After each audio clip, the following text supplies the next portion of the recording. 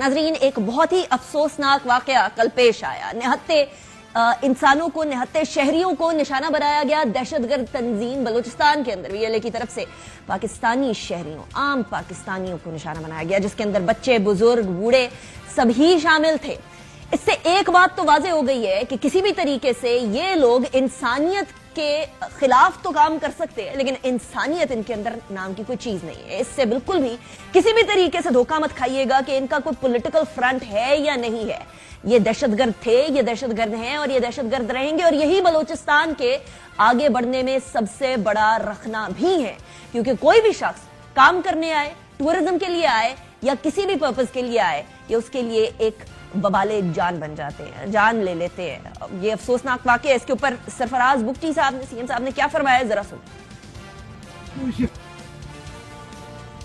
ये किसी बलोच ने किसी पंजाबी मारा, ये दहशतगर्दों ने पाकिस्तानी शहीद किया। दहशतगर्द की ना कोई कौम है और ना दहशतगर्द का कोई कबीला है। जितने भी शोधा हैं उनका न सिर्फ बदला लिया जाएगा, बल्कि जो सवाल हमारे लिए दहशतगर्द छोड़ के गए हैं, उसी अंदाज में उसका जवाब दिया जाएगा। करार वाकई सजाएं दी जाएंगी।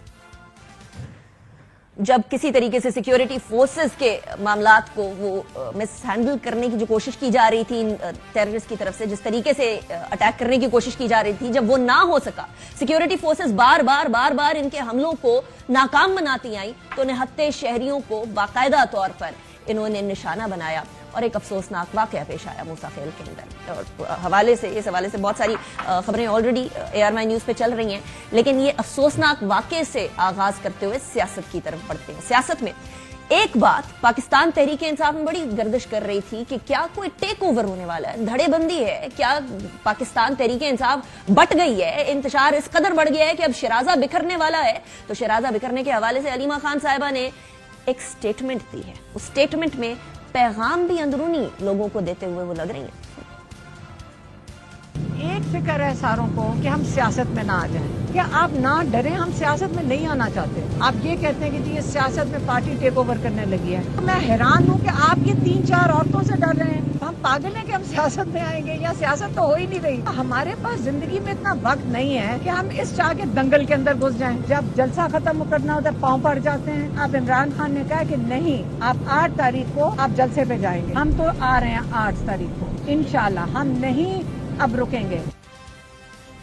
कौन डर रहा है, किसको पैगाम है, कौन 8 सितंबर के जलसे के हवाले से पीछे हटने की कोशिश कर रहा है, ये वो अहम सवालात हैं जिन्होंने जन्म लिया है इस स्टेटमेंट के बाद। इससे पहले जो जलसा मुलतवी हुआ 22 तारीख का, उसमें आजम सवाती साहब और बैरिस्टर गौहर ने मुलाकात की थी इमरान खान साहब से, और उसके बाद से यही सवाल था। कल मैंने भी यही सवाल उठाया कि अब तक आजम सवाती साहब और बैरिस्टर गौहर सामने आकर सारी चीजों को क्लैरिफाई क्यों नहीं कर रहे। आज भी उन्होंने एक स्टेटमेंट दी, लेकिन वो क्लैरिफिकेशन कि मुलाकात किसने कराई वो उसमें भी मौजूद नहीं।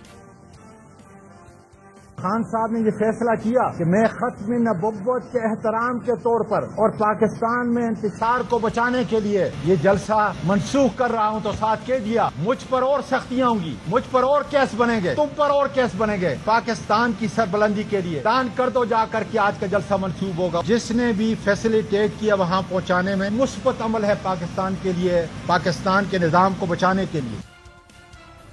इसी के साथ साथ पाकिस्तान तहरीक-ए-इंसाफ मखसूस नशिस्तों के मामले के ऊपर अब तेजी पकड़ रही है और सुप्रीम कोर्ट से रुजू भी कर लिया कि फैसले के ऊपर बाकायदा तौर पर अमल कराने के लिए सुप्रीम कोर्ट ही कोई रास्ता दिखाए, वहीं से वो रास्ता इस टाइम पर ढूंढ रहे।